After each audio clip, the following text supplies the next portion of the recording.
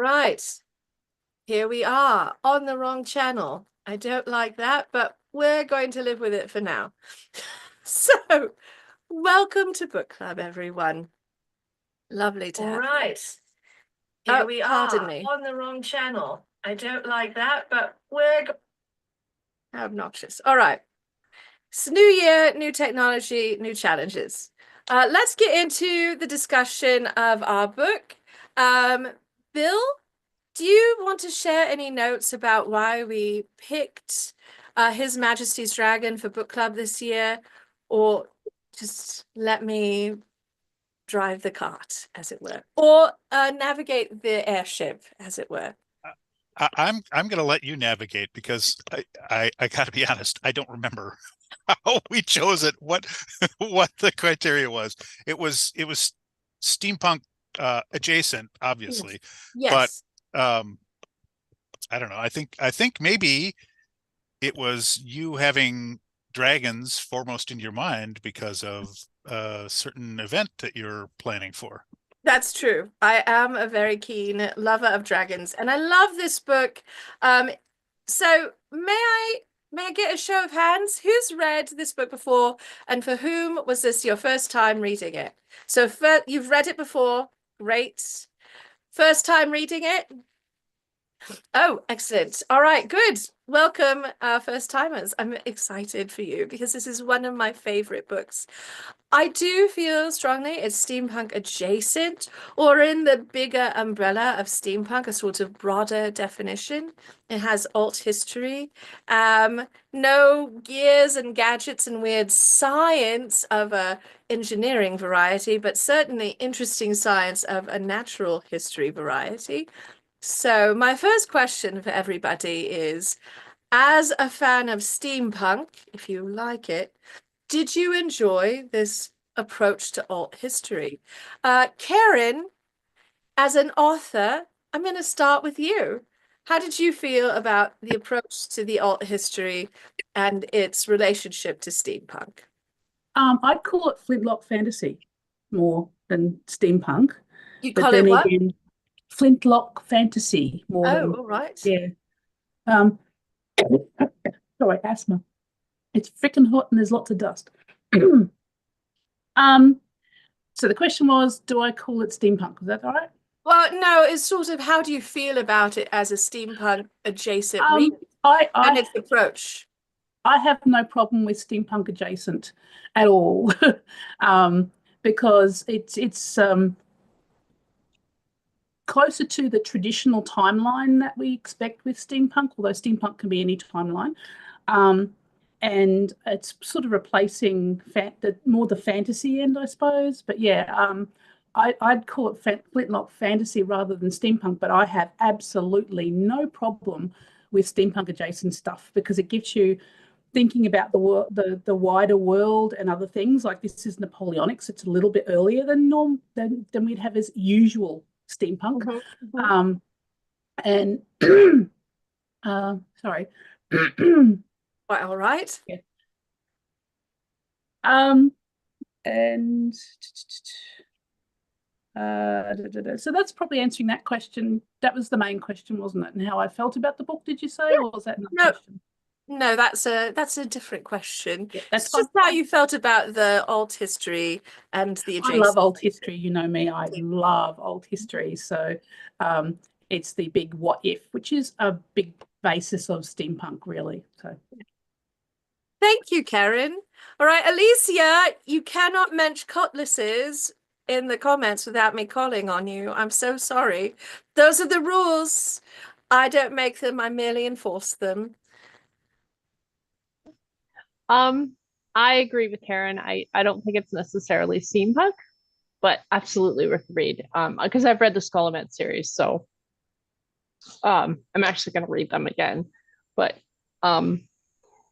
it's flintlock history fantasy, but it's adorable. It's just there's such a they sat down and thought about the dragons. Like they're not just dragons. There's a whole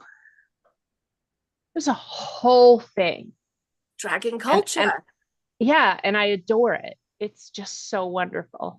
Mm. And the idea of aerial combat, which of course wouldn't exist in the Napoleonic era, but with dragons, suddenly you do. And so you have this sort of World War One-esque piece. You know, so it's, I mean, it's just adorable. Thank you. Do you want to say more? Did I cut you off? I did not mean to. No, because then no one else will talk. All right. Okay, Elise. Yeah. I'm going to let you dream happy dreams of cutlasses. All right. Hello, Chad. It's so nice to meet you. Welcome to book club. You are muted. Oops, sorry about that. Yeah. Why, all right. So I was one of the ones who raised my hands for reading it the second time. And if I'm Excellent.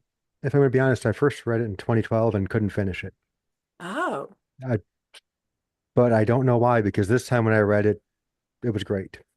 yeah. Sometimes a book that we pick up, it's just not the right time to read it. It doesn't hit right. Right. Or whatever. I'm so happy that this time it was a good finish for you and that you enjoyed it. Yeah, I was a little trepidatious to be honest, but I'm glad I did. Mm, excellent. So, are you a steampunk reader in general? I am, yeah. All right. So, since we're just meeting for the first time, I had Mhm. to ask. What did you think of it as a steampunk reader? How did you feel about this as an adjacent to steampunk kind of read? I mean, I can see it from the period, the Napoleonics, and even some of the technology like the barges, basically, that the French were building to bring it over. You could argue were a little fantasy, and possibly steampunk-ish, being hauled by the dragons. Absolutely. Prototypical airships, really. Yeah, they are sort of like a precursor to an airship idea, right? Like Yeah. you don't have to sew up a bag, you just have to hatch an egg. Yeah. So, Don't know yeah. which is cheaper, but uh jury's Yeah. out on that. Yeah. Dragons eat a lot. So Mhm. yeah. Thank you, Chad. I'm Thank so you. happy you read the book and I'm happy you're here. Mhm. Hello, Lady June Squirrel.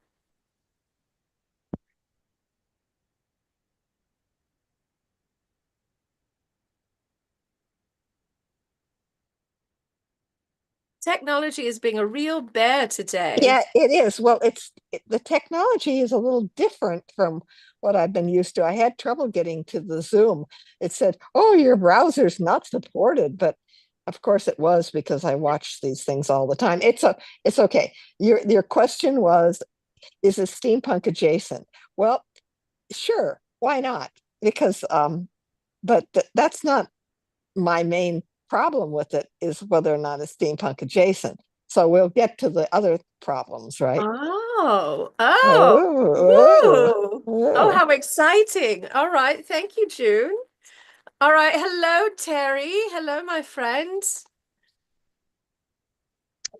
Good evening here. Good evening. It's a cold evening, but I'm what I inside, so heard. I'm good. Yeah. Good. Yeah. That book has been on my TBR list for the longest time. So I was very happy to be able to get it off my list, but now there's 8 more on the list because of that. I'm so sorry. Yeah, Yeah, it's a long thanks. series. Yeah. I enjoyed it very much. Whether it's steampunk or not, I don't care. I like dragons. Oh, good. Yes, I feel very similarly, Terry, Yeah. to be honest. It's a Yeah. good excuse for dragons. Yeah, Absolutely. excellent. Thank you. I'm so happy you're here. Welcome back. Thanks.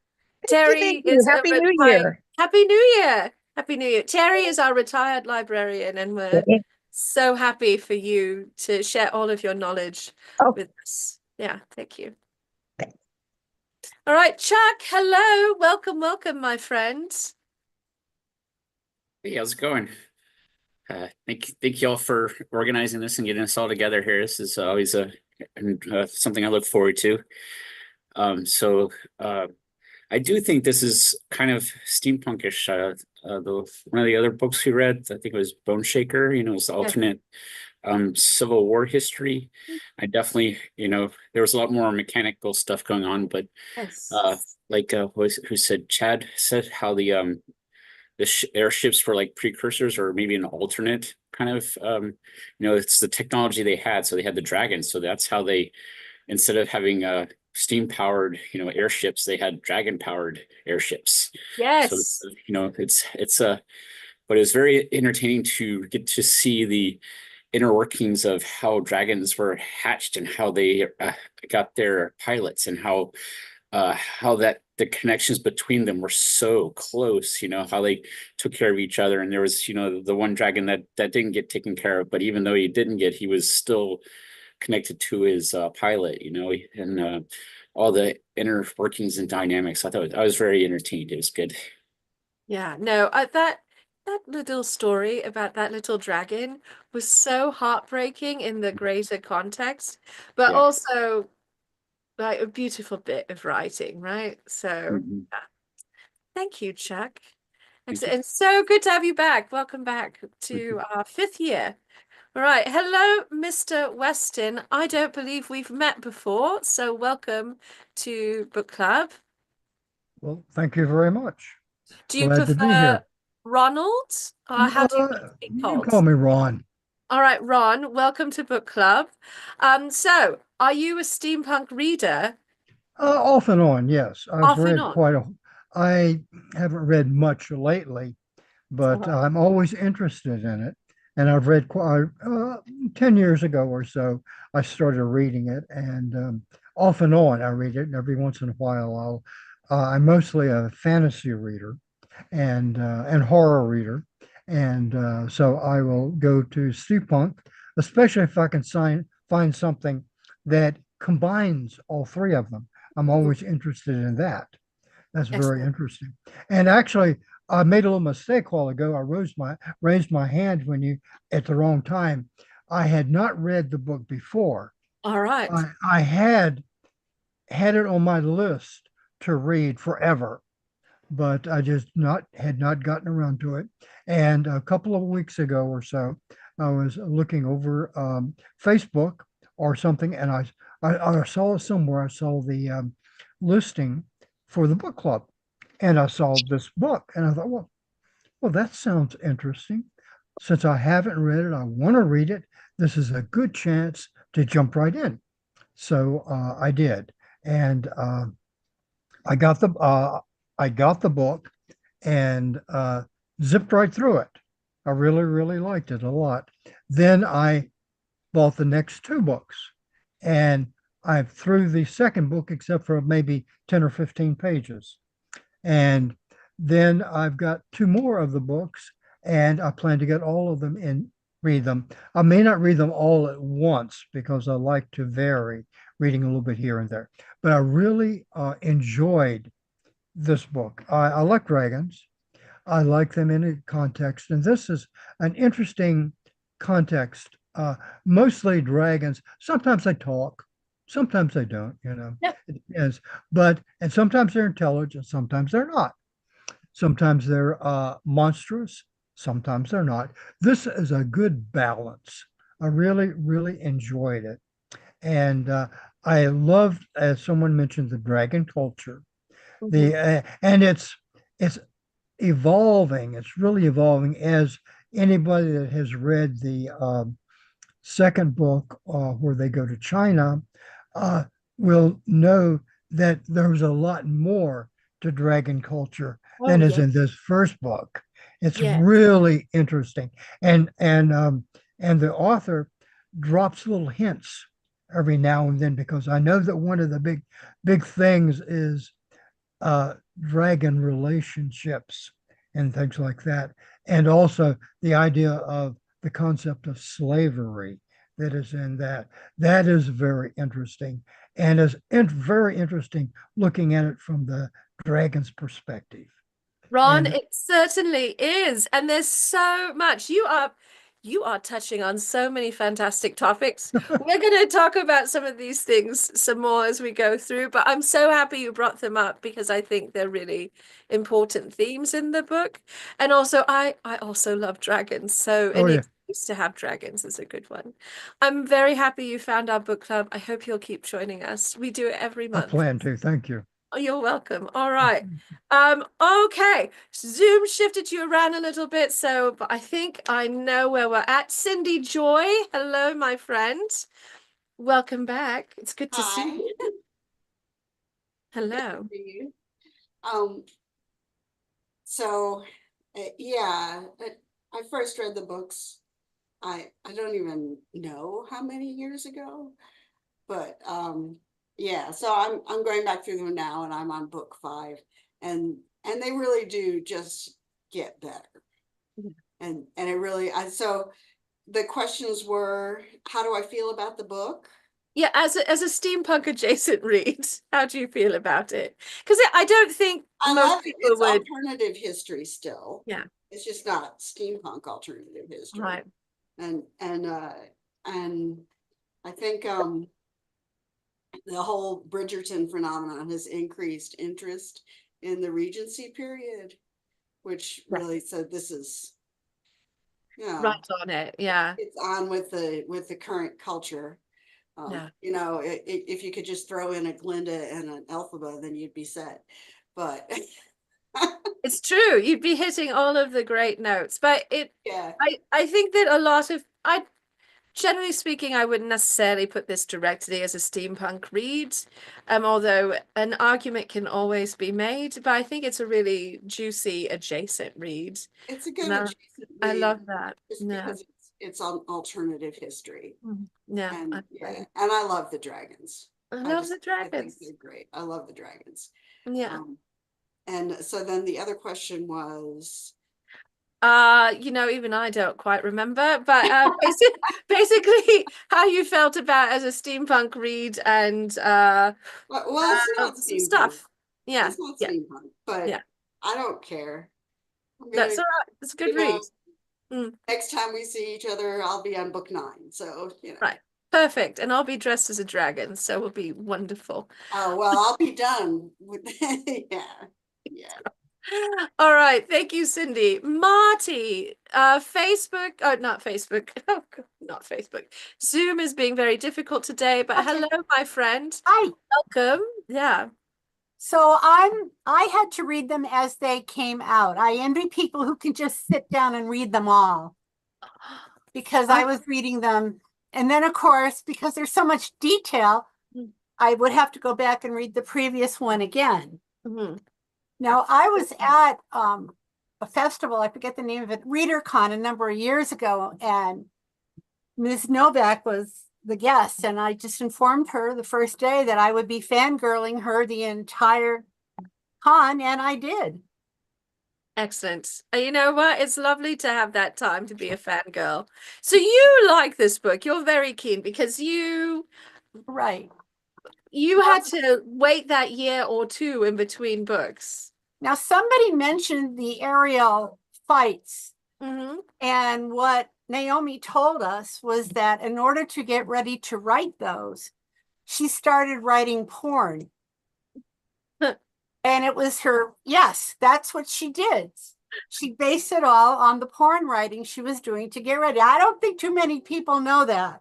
No, that was not what I was expecting to hear. I'm not going to lie.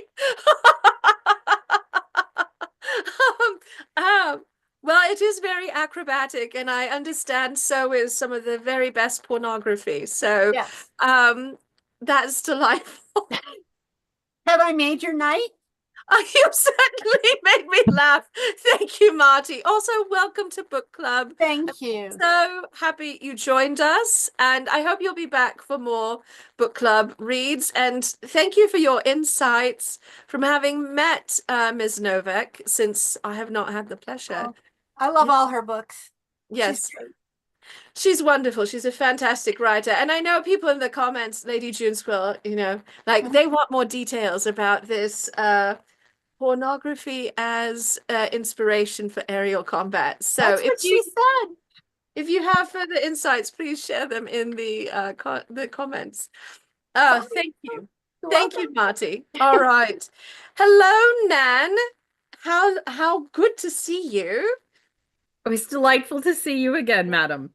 welcome back. So Nan is one of our authors who's been here in the past as an author guest.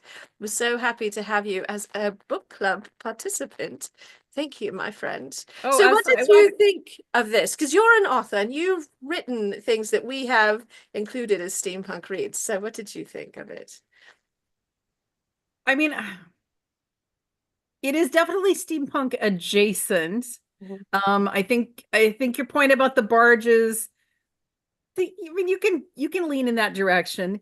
But the thing that I love most about steampunk and Gaslamp is the alternate history. And I am so plugged into the Napoleonic Wars that I read the first book. I don't even know how many years ago. I had to go dig it out of a box in the attic because it was packed away because I only have so much book space. Yes. So I had to go dig it out, and now I'm sitting here thinking to myself, did I steal any of this? Did I let this inspire any of my own stuff? And I don't think so, because she had a really different take on it. Yeah. But going through it again, I was absolutely glued to the battles. So it not really steampunk, but yes, steampunk adjacent, and the alternate history stuff totally sucked me in. Yeah, fantastic. Thank you, Nan. You're welcome. Thank you. All right. Hello, Kelsey. All of my authors are here today, and I'm so happy to see you. Kelsey is one of our authors this year. We are reading one of Kelsey's books. So, hello, Kelsey. Hello. And the question was about how I feel about it being a steampunk adjacent read. Yes. I actually could see a very good argument being made that it is like pre-steampunk, depending on how the technology develops, because like we're still fairly early, but I love seeing how the tech works with the dragons and how everything fit together so naturally in this alternate history. I thought that the dragons were very believable, and that the cultural aspects were all very much into place. Like nothing felt like it was just sort of tacked on, like it's alternate history, but with dragons. There was a lot of detail and thought put into it. So I really enjoyed it. I'm still working my way through it. With everything going on, my reading time was a little bit hampered, but I'm about 2/3 of the way through and happy to be reading the rest of them whenever I'm through it. Excellent. Well, and 2/3 of the way through is enough to know it's a fantastic read, right? Like this book has really good legs, in my opinion. Clearly, I'm a fan. So I feel like by the time you're at that 2/3 mark, it's really hard to put it down, actually, because it's got such a Gosh. good base. Yeah. I belatedly remembered that I needed to feed my family dinner. So I'm like, okay, we got to put the book down and then get to dinner and off to book club. One thing I always wonder about with alternate histories, and I've seen this done in a couple of things, it's like I would love to see what it looks like further down the timeline, like dragons in the 1940s, dragons in the 80s, things like that, to see just how the tech developed. But I thought it was cool. Yeah. Yeah. No, I'd love to see how things progressed and a whole like bustles on dragons. That's fun, I'd read that. So Definitely. thank you, Kelsey. Thank you. So good to have you here. All right, Mr. Snow, I have not met you before, I don't believe. So welcome to Book Club. It's so lovely to have you here.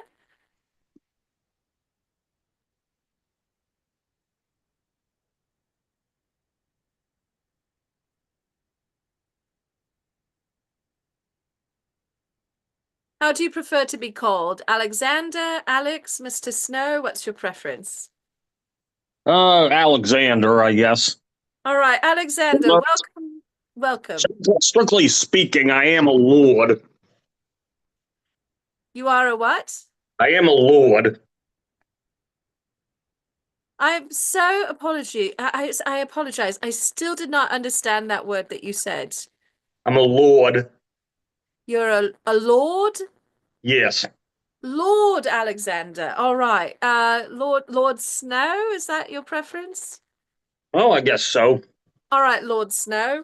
If you will do me a kindness when you return for book club next month, if you'll just put your title in your name tag so you can help me remember. Well, welcome. I'll see what I can do. The technology is, I obviously didn't grow up with it. That's all right. Well, we're all learning together. So, welcome to book club, and I'm so happy you could join us today. And the question is, how did you feel about the book as a steampunk adjacent read? Okay, I admit that I didn't get around to reading it. I only discovered this group about a month ago, so That's all right. That's all right, sir. I'm so happy you're here. I hope you enjoy the discussion of the book today, and perhaps it will inspire you to pick it up and read it. We have a wonderful book for next month also, and we'll talk about that a little bit at the end of book club, as I'm able to. Monsieur Gatto, my feline companion, has decided to join us for book club also. So thank you very much, sir. All right. Ms. Newton, welcome to book club. Hello. Hello, and how do you like to be called? Andy. Andy, thank you. Andy, welcome to book club. I'm so happy you're here. I hear you're a cat fancier, so I am. you're Dad clearly and I in the were right just place. noticing Monsieur Gatto. Yes, he's very impertinent and darling. So, welcome so much. I'm thrilled you're here. And my question for you is, how did you feel about this as a steampunk adjacent read? I really enjoyed it. I mean, it's definitely alternate history. And while it didn't have the typical trappings that you would expect with steampunk from the gadgetry, you can still see where there could in the future become the inventiveness. You could get the inventiveness, especially as they're doing things like with the dragon harnesses and things of that nature. You could see where that could happen later down the line in the history of the world, even if it doesn't happen in the actual books themselves. But all in all, I just really enjoyed it. Thank you. I'm so happy, and I'm thrilled you're here and that you enjoyed the read. So welcome. You're welcome. All right. Hello, Hannah. Welcome to book club. How lovely to meet you.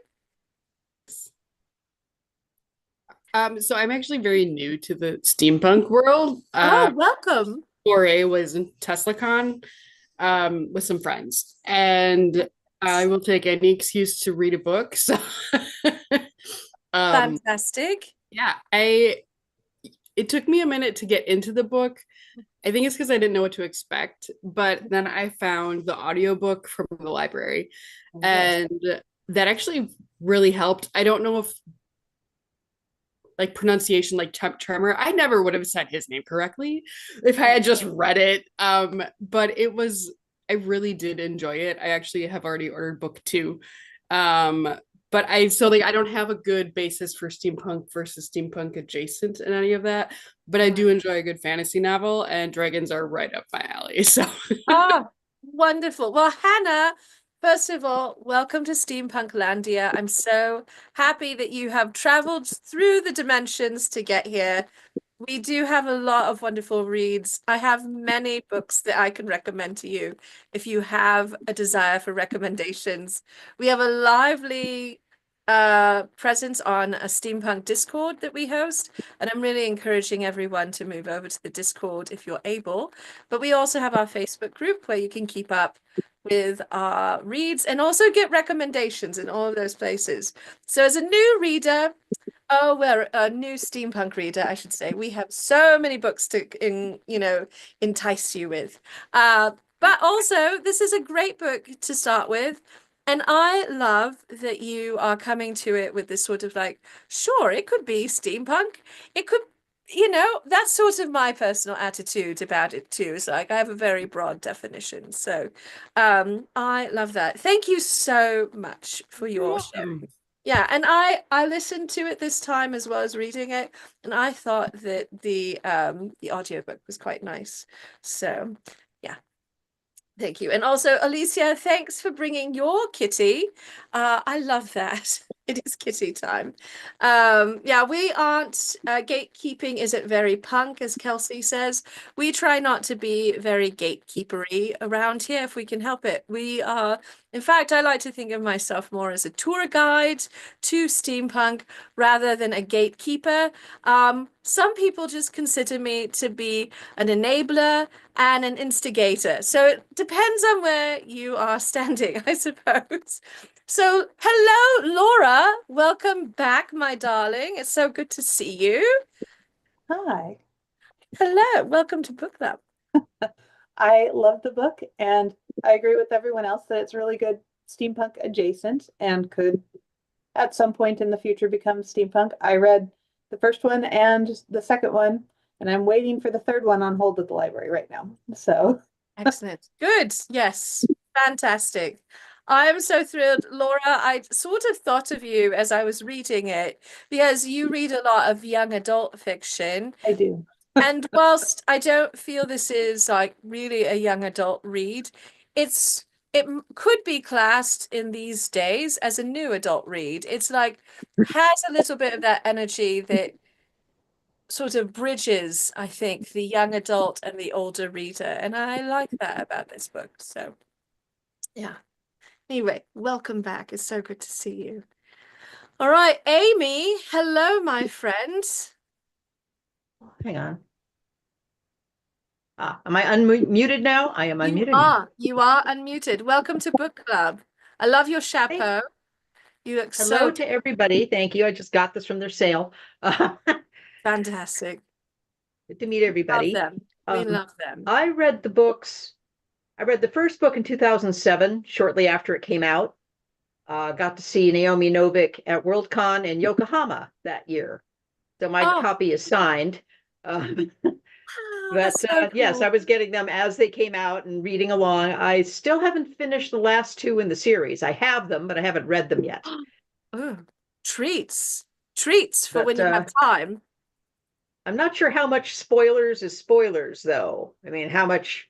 Well, should the I book actually the book has been out for more than a decade, so you may share whatever you wish about it. That's why we have the spoiler warning. So I do think it's unencumbered. steampunk adjacent. It is adjacent to that. Like, I'm sorry, I forget which lady said it, but yes, the rigging that they have to have on the dragon to be able to carry everything. Because if you imagine everything you have on a sailing ship of the line on a dragon, you have to make all of that work. And they have to have tents so they can sleep. And they have belly rigging so they keep their stores underneath the belly, but it has to be so the dragon can still fly carrying all of this. And they work all that out brilliantly. And it is technical for that standpoint. And I don't know when the carabiner was invented, but they need them to climb the dragon and to hook onto the rigging and climb without falling off. Yes. And all of that was very interesting. Yeah, I have not researched when the carabiner was invented, but it did make me think about it a little bit. Like, did they have them already during the Napoleonic Wars? That seems so early. But I have no idea. So it is really interesting. And the way that the good captain figures out how to shift his luggage to make it more comfortable for his dragon, I think is such a lovely moment in the book. So yeah, and that there's a difference in the discipline from one military aspect to another, like the Navy versus the aerial corps. And he was able to bring some of that with him and get them more spit and polish than they had been. It's so interesting. Yeah, and I love that comparison and sort of extrapolating into a more informal military unit versus the very famous of the period naval forces. So thank you, Amy, and welcome. It's so lovely to have you here. Thank you. You're welcome. All right, Chris, I know your camera is off, but I want to check in and see if you would like to share any thoughts about the book. Hello. Yeah, I read it, this first book I read probably about 10 or 11 years ago, and I did not get a chance to reread it, but Yeah, I'm not really fussy about the distinctions between, the various subgenres of alternate history. This was a lot of fun and it really worked for me. Oh, good. Thank you, Chris. Also, welcome back. It's lovely to have you here. Thank you. Thank you. All right. Hello, Mel, my friend. It's so good to have you here. Would you care to share any thoughts about the book?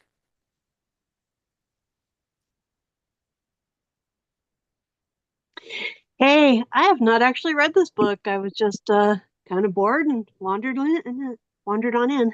Well, thank you for joining us. It does sound really interesting. Please give it a read. I definitely recommend it. Yep, I've added it to the pile. Excellent. And welcome to book club. Thank you. Thrilled to see you here. All right. Hello, Rachel.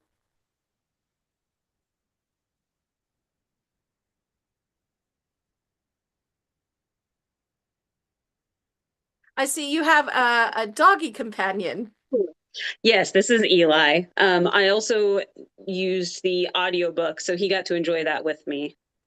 I will say, as for it being steampunk adjacent, as a cataloger, I would not put it in steampunk. I would put it in fantasy and alternate history, but probably not steampunk.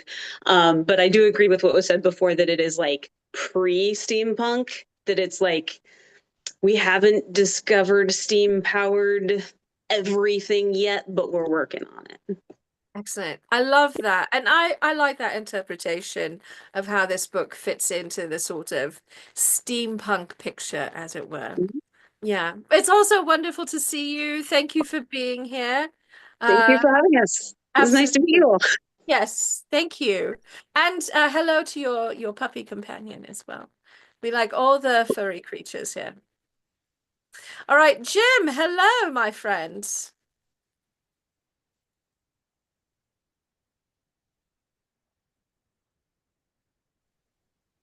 You're asking? Yes, I am asking if how you feel about this as a steampunk adjacent read. I would agree. I didn't see much steampunk. I thought that the rigging was about all again. As a historian, I really liked the way they melded in the real history with the fantasy and still kind of stayed true to that. So I really enjoyed that. So it's my first time here, so I'm enjoying just kind of getting in the discussion. Thank you very much for joining us, Mr. Collette. I'm so happy you're here. I hope you like being called Jim, since I started out calling you Jim. So, Yes, I am. Yes, that's me. wonderful. Thank you so much for joining us. Welcome to Book Club. All right, so we've talked a little bit about how this is adjacent, how we feel about it being adjacent to steampunk. And for those of you who are just getting into steampunk as a genre, there's lots of discourse. There's loads of discourse about what makes something steampunk or not. And there's many opinions about what that is, as there are people who love steampunk. We're kind of like dwarves in that if you put us together, you've got two dwarves, you've got three opinions. So that is the world of steampunk. And it can be very hard, therefore, to sometimes figure out what makes something steampunk or not. It's a bit like art too, as it is art, but it's a bit like defining art. You know it when you see it. I have a very broad definition, for instance, and early, very high up in the comments, I posted a couple of fun articles about defining steampunk and understanding steampunk as an aesthetic from one of my favorite writers on the topic of steampunk. So if you want to deep dive, those links are there for you early on in the comments. But I'd like to get into some of the alternate history with all of you and the characters. So long time participants know, I always like to ask who your favorite character is. And I do want to know about that. But I'd like to start out with asking you all about one character in specific, which is our dear Captain Lawrence, who is our point of view character and our sort of bridge between the strict historical period of the Navy in the Napoleonic Wars, and he takes us from that perspective into the world of dragons and aerial combat. Then he's got his own little character arc. So I know that he's a bit of a controversial character for some people when they talk about this book. So I'd like to find out whether or not you liked Captain Lawrence, and if you thought he did a good job overall as being our point of view character in the book. And Lady June Squirrel, I would like to start with you, my darling. I was afraid you were going to ask me because I think I've mentioned to you what I felt about it. I think, let me, speaker view, I'm not showing up. Well, anyway, I'm I here. can see you. I can see you. I know. There we go. I think he's basically, he's a prissy little prig. God, he drove me nuts to begin with.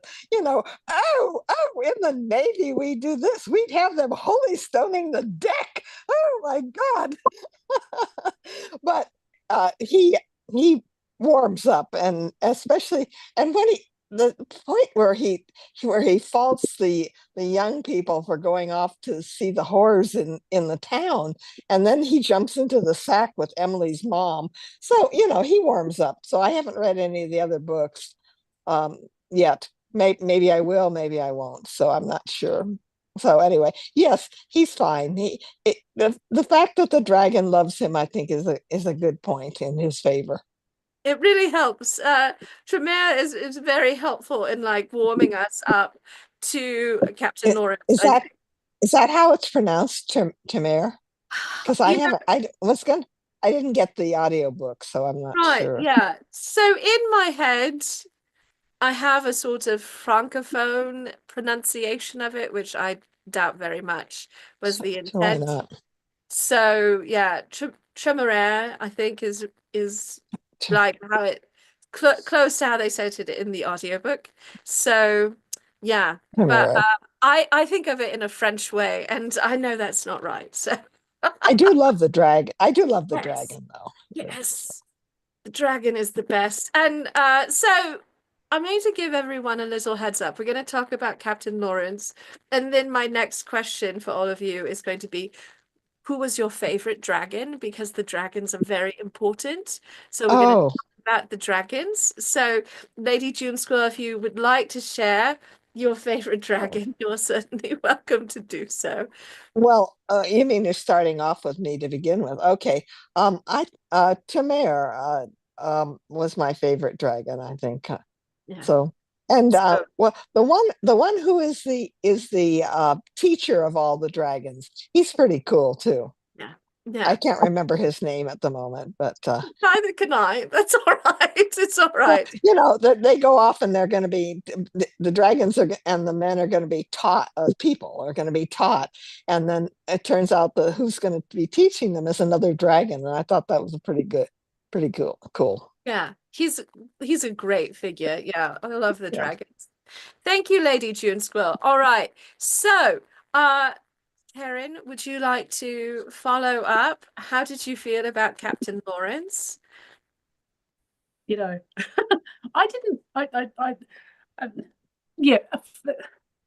can see why she picked him as a point of view character because he's all the way through.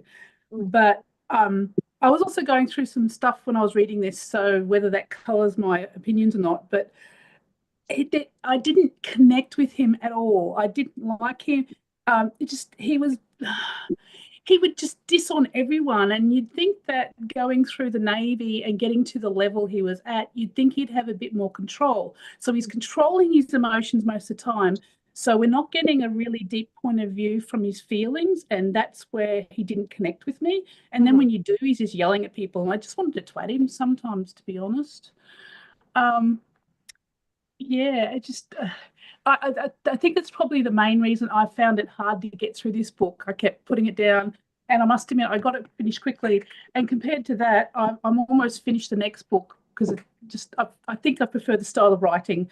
But I think it's actually him. I really had issues connecting with him, and if I don't connect with them, point of view character, I have a problem. That's So all right. yeah, I'm glad I'm not the only one, because I'm sitting here going, oh no. No, honestly, he is actually quite controversial in the fandom. People are very divided around Captain Lawrence and whether they like him or not in this book. So you are definitely not alone. So True. and That's it's true. all right not to. It's all right to wish to like box his ears a little bit. It's all right. It's all I'm right. not a violent person really, but yeah. And Dragon, I think Temeraire, which was, as someone said, named after a French vessel. So yeah. That's actually in Australia, that's what it's called here. It's not actually called on Her Majesty's Dragon, whatever. So I think that's the only saving grace for Captain Lawrence, is the fact that his dragon likes him, so there must be something about him. So I really love the teacher of the dragons as well, must admit. But I think Temeraire's got a lot of patience. He does. And Celeritas is our dragon teacher. Thank you, Terry, for recollecting for all of us. I'm very grateful. And thank you, I'm so glad Karen. I'm not the only one. Yeah, no, you're not the only one. All right. Hello, Andy. How did you feel about Captain Lawrence, our erstwhile captain? I actually really liked him. And one thing I really liked about him was his character development. He did start out very straight-laced and stiff, but you've got to bear in mind that he pretty much grew up in the Navy, start very young and worked up to his captaincy. And so he grew up in that very strict, structured environment, because when you're on a ship, you have to do things in a precise way. Everything's got to be very clean and taken care of. Otherwise, you're risking your life and everyone else's life, because if the ship's in bad shape, suddenly you're in the water. But as he worked with Temeraire, and Temeraire grew, their friendship grew, he grew and developed as a character and stopped being quite so stiff. And as much as he brought some of that discipline to the aviators, they brought to him a little bit more relaxation and understanding that things don't have to be so precise and you can just relax sometimes. And so I really liked seeing his character development over the course of the book, because I don't like a book where a character starts out one way and by the end of the book, the main character is exactly the same. You should change over the course of a book, or the events aren't important enough to have changed you. As far as favorite dragon, I mean, I loved Temeraire. I thought he was a great character, but probably the one that really grabbed my heart the most was Levitas. I cried, literally cried tears with what happened to him. It broke my heart. I hated seeing that happen. And I really wanted to see somebody just yeet Rankin off the top of a dragon from a high height. I still have hopes. I haven't finished the series, so I have hopes. I love the way that they dealt with him not getting the next dragon. I was like, oh, thank God. Do not give him another one. It was such a good moment. And it was also a moment where you could see Captain Lawrence had really grown.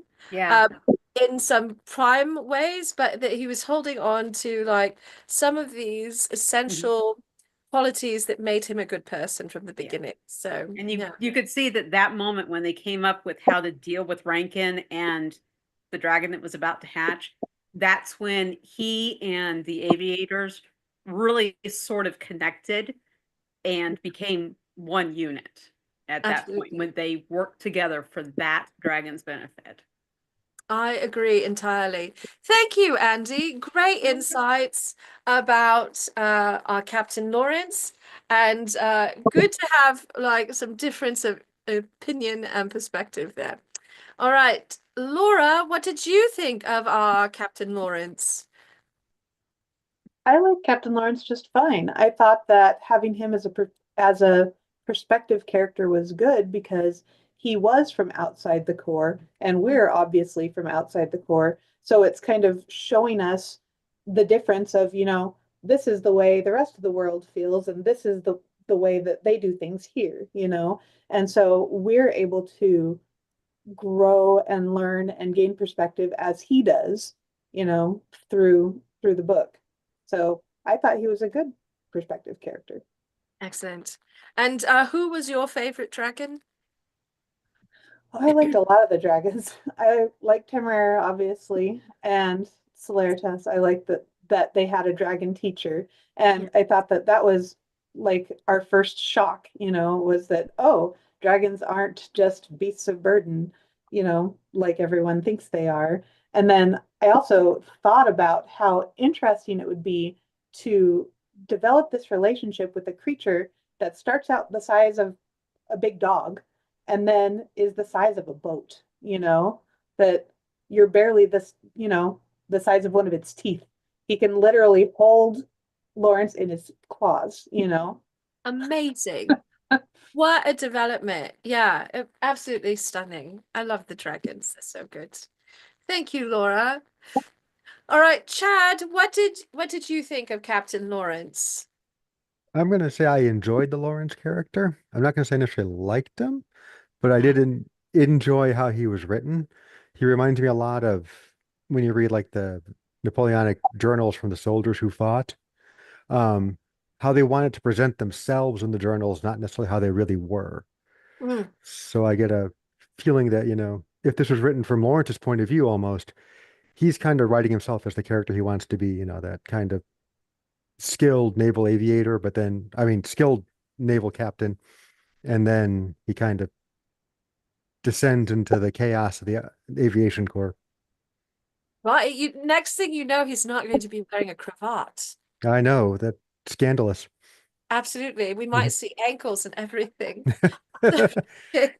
And who was your favorite dragon of the dragons? I like Temeraire, but at the same time, I wanted to learn more about Lily. I thought she was an interesting dragon. One of the were they Longwings, I think they were called? Yes, the Longwings. Yeah. And Excidium. Yes, I thought those were interesting. Yeah, they're very, very interesting dragons. There's so many, a great cast of dragons. I kind of want to have tea with all the dragons, to be honest. So thank you so much, Chad. All right, I'm going to pop over here to Hannah. Hannah, what did you think of Captain Lawrence as our point of view character, and who was your favorite dragon? So my brother's in the Navy, and some of the we have to pack the trunk in the precise way made me laugh, because when my brother visits home and he has to help clean for Christmas, you can hear shrieks of despair as he finds dust and things. So it kind of made me giggle. But again, like somebody else said, I could see, since he grew up in the Navy and everything, especially back then, was like very rigid, and you had your rules and you had your structure, and to have that all thrown out the window and to have to go into a different, culture, it'd be like going from the Navy to the Marines today or whatever, what have you. And but I liked how he did grow with Temeraire, but I almost feel like he was a good choice for Temeraire because he had questions, and he was an intelligent dragon, and he asked why he couldn't just go eat somebody's sheep, and what was, well, why are we swimming? And so Lawrence was able to answer those questions for him. As far as dragons, I really liked Levitas, and I just want to give him a hug. But I'm interested in learning more about Lily, like maybe in future books. I'm hoping she comes back and we learn more about her. Really interesting dragon. Yeah, thank you, Hannah. Excellent. All right. Jim, what did you think about Captain Lawrence, and who was your favorite dragon? Well, Temeraire, I suppose, but I was like all the rest of them. I hate to admit as a guy, but I cried too when he died. When she died. We He like died. tears here. Yeah. We're keen on sharing our feelings. You're good. That's fine. Yeah. I think, to me, again, as a historian, it felt like that's the way he would have been. I mean, I thought, to be true to him as a character, think about Master and Commander, that series, Brian, then it's right in that style. So I think had you made him too different, I didn't like him or dislike him. I just saw him as so much a character of the time, and it was good to watch the evolution of him as a character. Because I agree. I mean, what's the point of a story if you're not going to have something change? So I appreciated. To me, the history rang true all the way through, even in this weird fantasy piece as well. Thank you, sir. I love that. That's wonderful. Yeah, and no, never be afraid. I'm notorious for trying to get people to cry out their deeper emotions. Poor Karen, and so tears happen here sometimes. I promise I'm not trying to make people actually cry, but so all right, Rachel, what did you think? Who was your favorite dragon, and how did you like Captain Lawrence? So I don't necessarily have an opinion one way or the other. I agree he was an unreliable narrator. Like he was presenting himself the way he wanted to be. And obviously we only see his side of the story.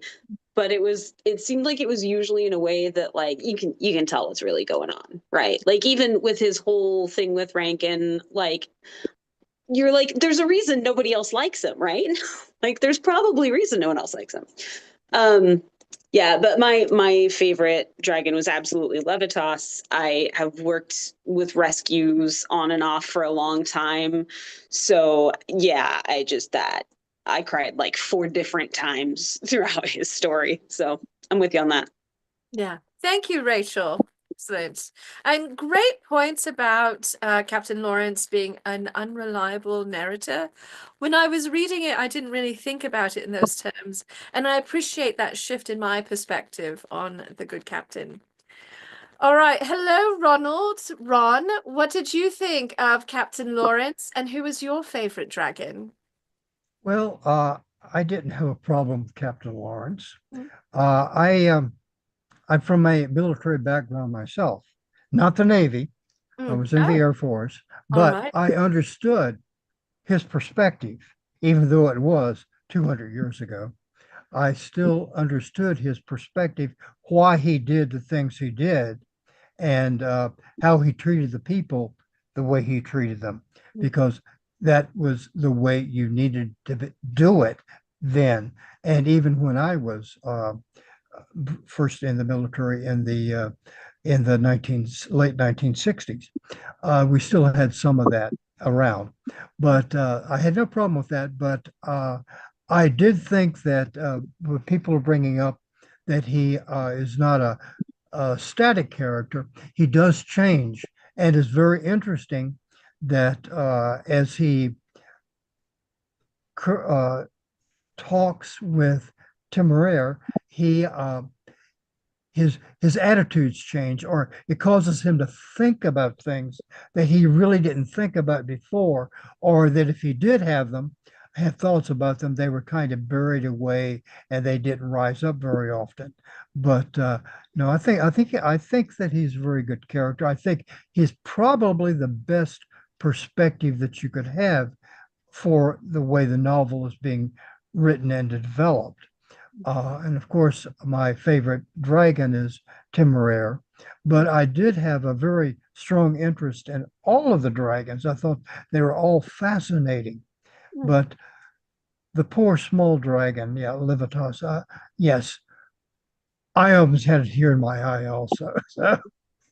Well, you're an airman. You are all about the airborne experience, right. So there must have been an extra connection for you to all. Well, it was, and someone had also mentioned the idea of the air warfare being signed, kind of like World War I air warfare, and World War I airfare. That type of aircraft, that type of fighting is something that I'm very interested in. I've read a lot of books about it. I like movies about that and all that. So I was also saw it in that kind of a perspective. So that I did like the going from the Navy perspective to the air perspective and how it is different and how it changed Lawrence. I enjoyed that a lot. Thank you, Ron. Fantastic. And thank you for bringing your perspective as someone who was in the Air Force. I appreciate that. All right. You're welcome. Thank you. Cindy Joy, have I called on you yet for this question? No, you haven't. I'm very neglected. I'm going to go crawl off in a corner and cry.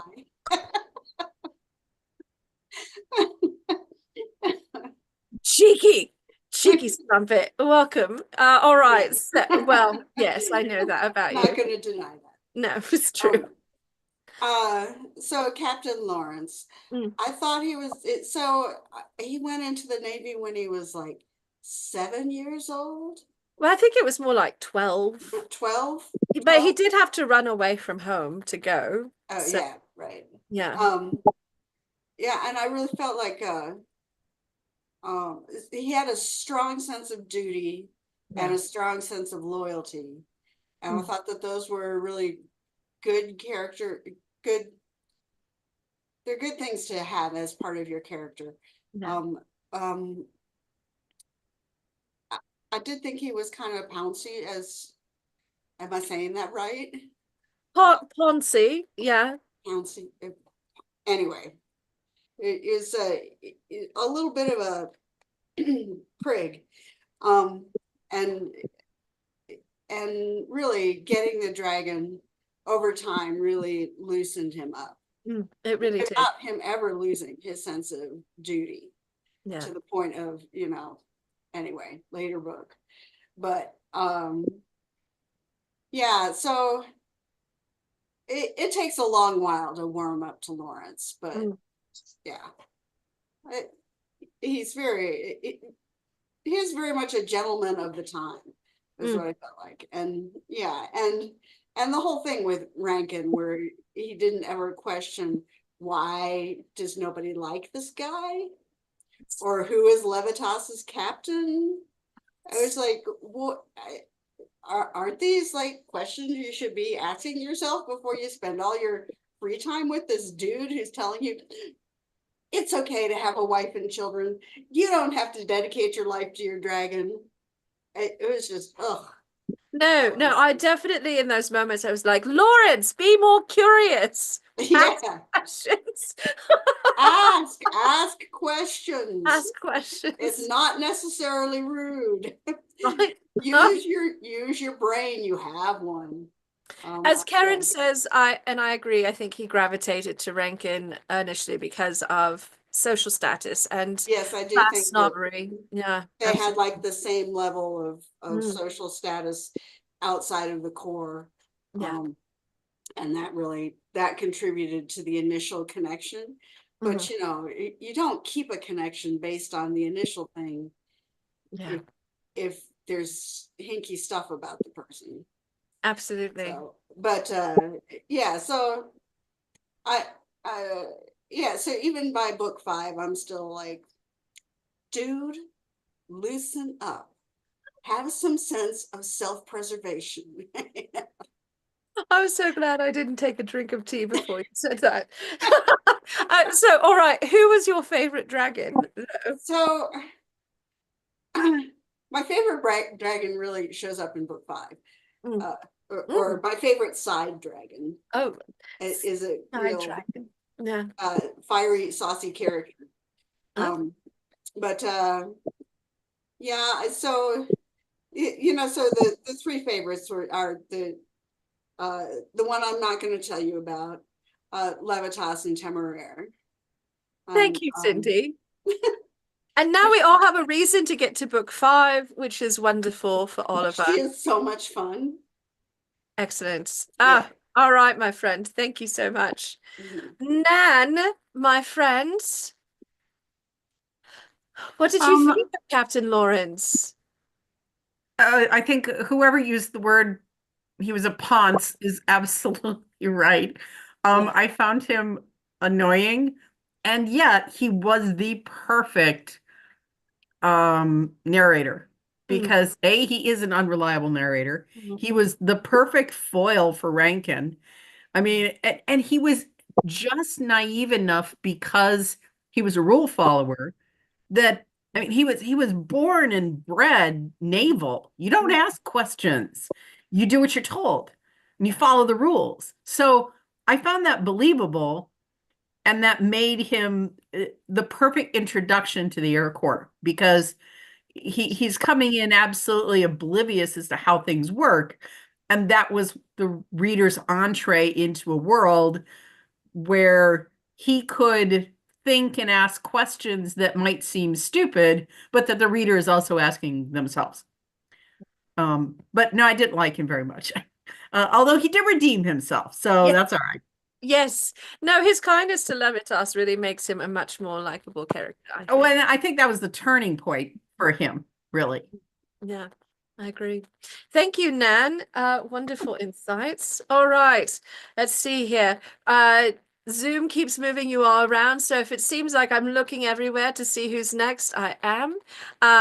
We are coming down to the end of people I've asked, so if I skip over you, please either physically raise your hand or make a comment in the chat, and I will make sure to call on you. Some people, however, can never get away from me because I will always torment them. Alicia, what did you think of Captain Lawrence? And who was your favorite dragon? And I see you talking about dueling in the comments, so... I mean, have you been reading? Yeah. I think Lawrence is he's such a ponce. He's just so it's just so Navy. And it checks because of joining so young and being a product of the Navy. So it's really hard at first. You're like, and the whole dueling thing where it's like, oh, well, this was rude and now we have to fight. It's like, oh man.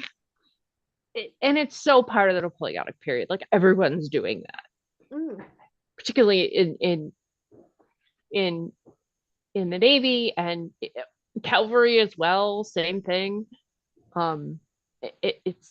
It's so much a part of that. So, and I'm glad it didn't take over. Like that could have completely taken over, and I'm glad it didn't. Yeah. But yeah, his arc helps. And I think it's his arc with Tremere, where they sort of find their way together, you know, and they each learn from each other, you know, like the dragon learns a sense of, okay, fine, I shouldn't do that. I really want to, but I won't. You're right, you know, and then Tremere teaches him that, you know, you can, you know, do the things. Yeah. It's okay. You're an adult. You can do it. You can relax. You can, no. You know, yeah. And I still don't necessarily like him as a character, but I do like the through line of the story and how it sets up the world and gives you the sense of how things stand and how things change and how much of an outsider he is. And they're just like, yeah. And that is so, like, if you're talking about the difference between the Navy and the artillery and the naval cavalry unit, like the cavalry units, they're like, they're so bad. And the Air Corps does have part of that. So I mean, it's totally period. And I like how that was incorporated into it. And he does find his way eventually. He does. So I still like him, but I get it. You know, and I do like the story and the through line still. Yeah. Pardon me just a second, Alicia. Chris, thank you for being here. It's a wonderful discussion. It's so wonderful to have you. We'll see you next month. Right, please continue, Alicia. Yeah. I don't know if I have a favorite dragon though. They're all so dreamy. They're all so good. Yeah, I mean, we didn't see much a whole lot about Lily, so I'm hoping in later books find more about that relationship. Yeah. Because that is the one that's intriguing to me because there isn't a lot of it. And she's just so the opposite of Lawrence, where she's just so chill and casual. And he's just like, I don't know I don't know how to feel. It's like, just take it off. Maybe take a nap, maybe have a glass of wine, see how that works for you. Yeah. Have a lie down. You know. Yeah. I don't know.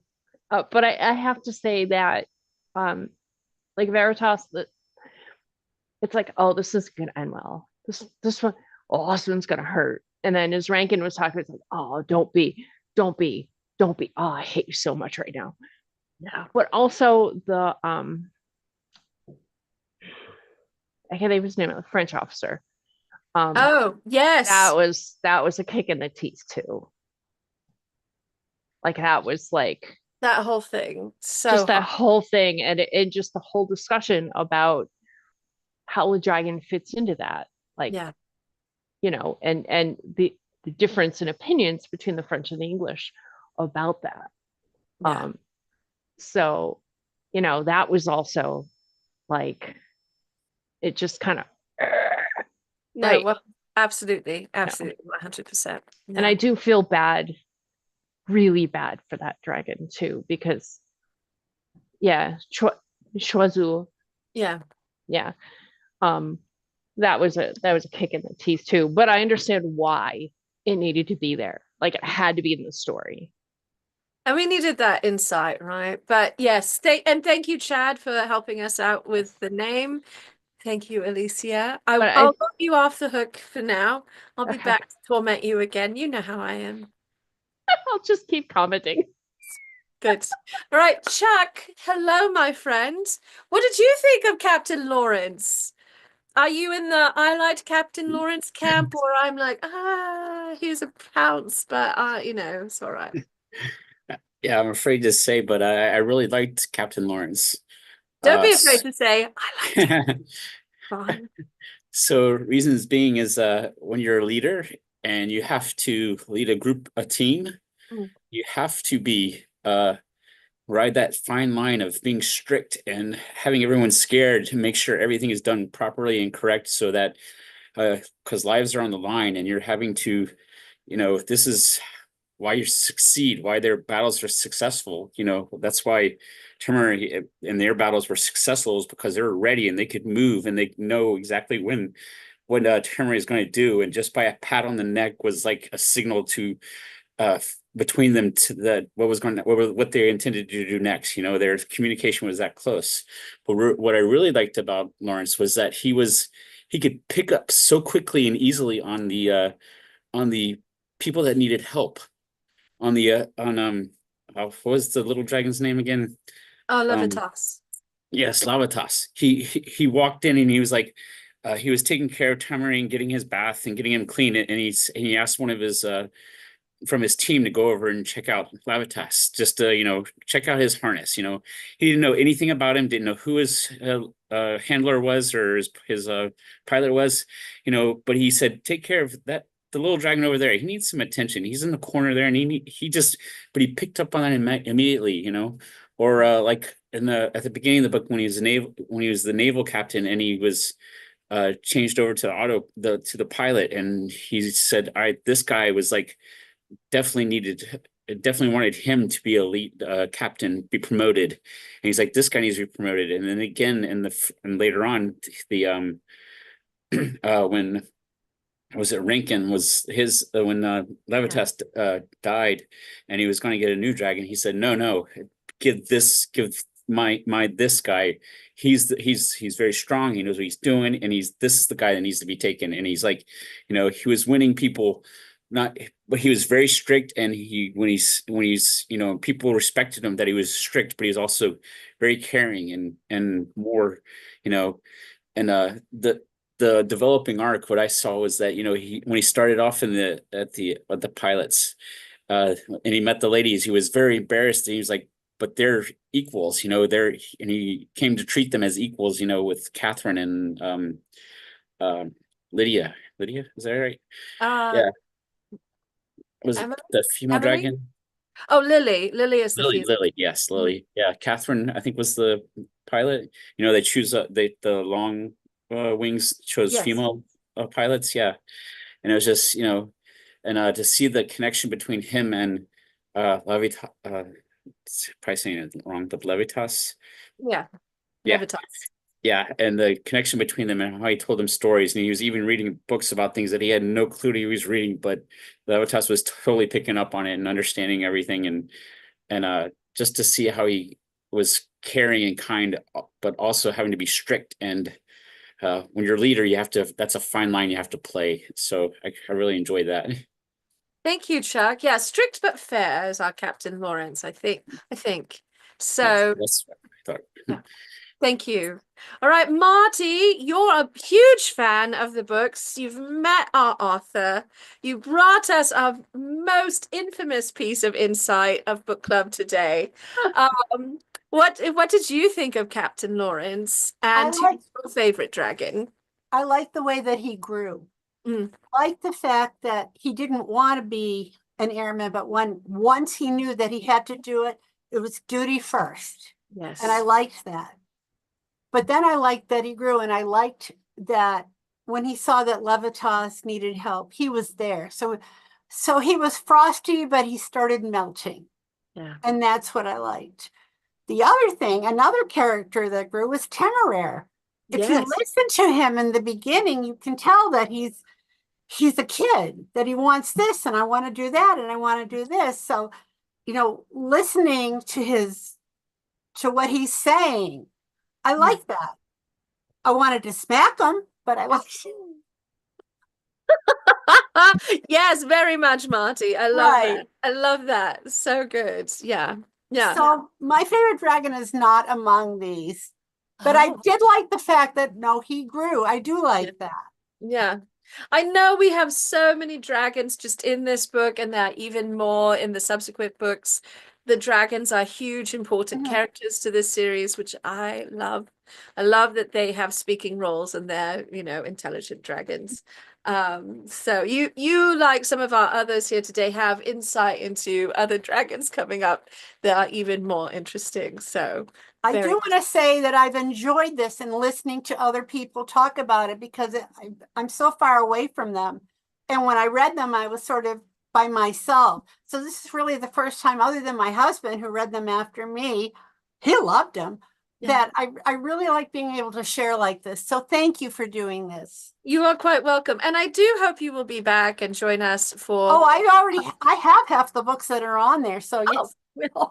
Excellent. Good. That makes me very happy. Thank you, Marty. You're welcome. All right, Terry, I don't believe I've called on you yet for this question, so I'm going to call on you now. Regarding Captain Lawrence, I am of the school that I wouldn't like him personally, but I think he provided a very useful plot device, and I appreciate that he grew. Yeah. Yeah. Yeah. My favorite dragon, that was hard until I remembered the part where I stopped breathing. Reading along and Temeraire gets attacked and I stopped breathing. Yeah. I'm going to have to say Temeraire is the favorite right now. Yes. When you stop breathing while reading a book, it's not a good thing. No, I hear breathing is important. I guess. I remembered how again, but yeah. Good. I'm glad you got back to breathing, because it means you can be here today. So it would be a very quiet conversation on my end otherwise. Yeah. No, and I appreciate your insights. So thank you so much, Terry. That's a great way to tell who your favorite is too. When your heart's so in your throat that you just stop breathing. So true. All right, Amy, what did you think of Captain Lawrence, and who was your favorite dragon? Captain Lawrence, on him, I'd say he has this strong sense of duty and morals. Yeah.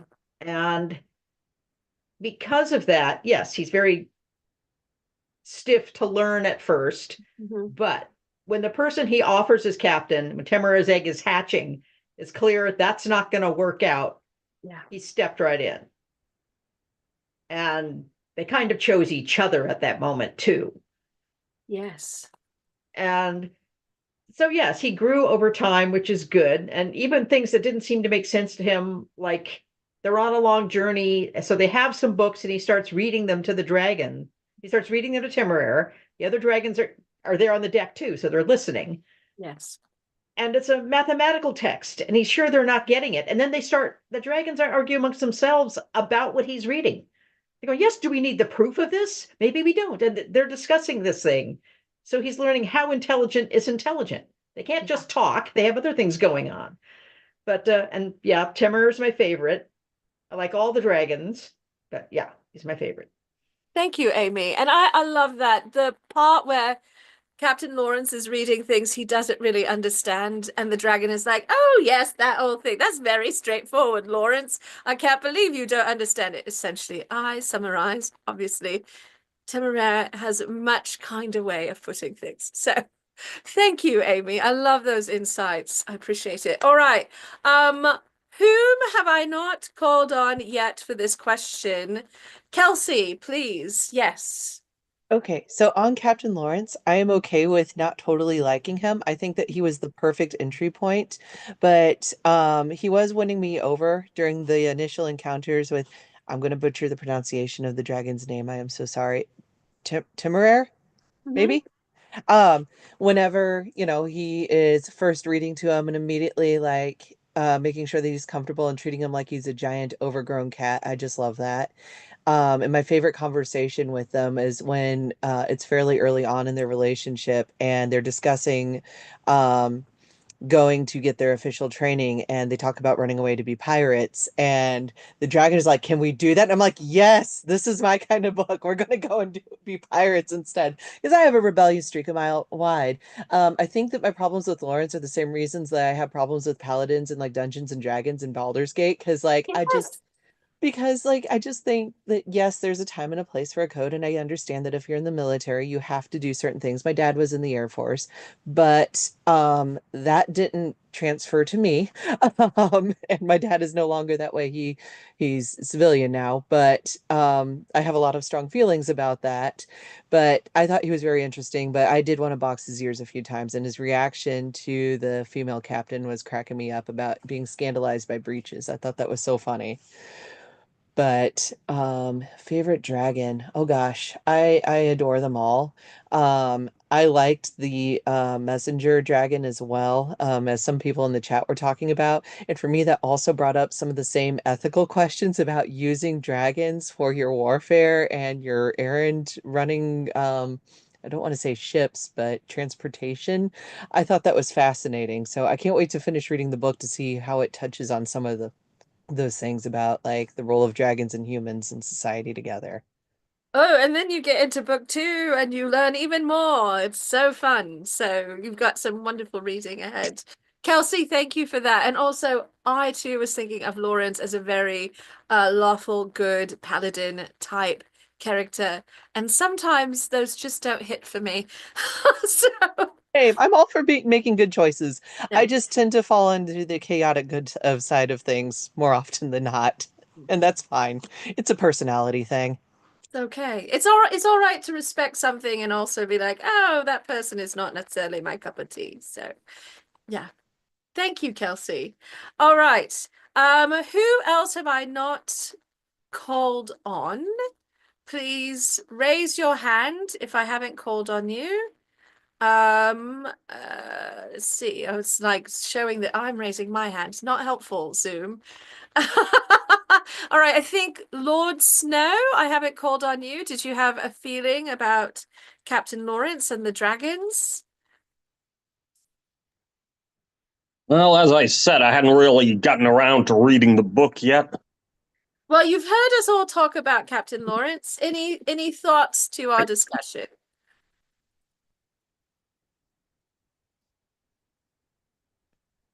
Oh, I don't know. I mean, I'm rather anti-military, but I can at least understand the rationale behind it.